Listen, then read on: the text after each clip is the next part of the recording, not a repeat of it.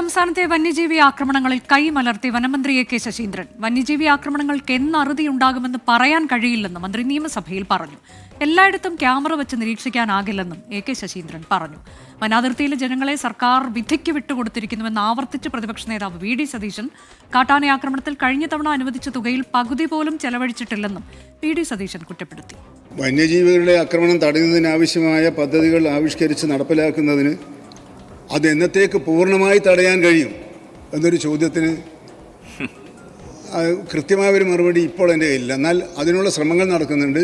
ക്യാമറകൾ പ്രവർത്തിക്കുന്നത് ക്യാമറയുടെ ഏരിയയിൽ വരുമ്പോൾ മാത്രമേ ക്യാമറയിൽ പെടുള്ളൂ.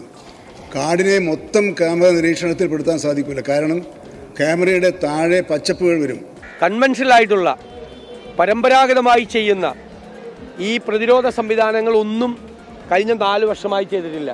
ഗവൺമെൻറ് അടിയന്തിരമായ നടപടികൾ സ്വീകരിച്ച് ആവശ്യമായ ക്യാമറകളും മറ്റും വെച്ച് ജനങ്ങളെ വന്യജീവി ആക്രമണത്തിൽ നിന്ന് രക്ഷപ്പെടുത്താൻ വേണ്ടിയിട്ടുള്ള അടിയന്തിരമായ നടപടികൾ സ്വീകരിക്കണം എന്നാണ് ആവശ്യപ്പെടുന്നത്. മലയോര കർഷകർ കഷ്ടപ്പെട്ടുണ്ടാക്കുന്ന കൃഷി വിഭവങ്ങൾ അവർക്കൊരു വർഷം മുഴുവൻ കഴിക്കാനുള്ളത് ഒരു നിമിഷം കൊണ്ട് വന്യമൃഗങ്ങൾ നശിപ്പിക്കും.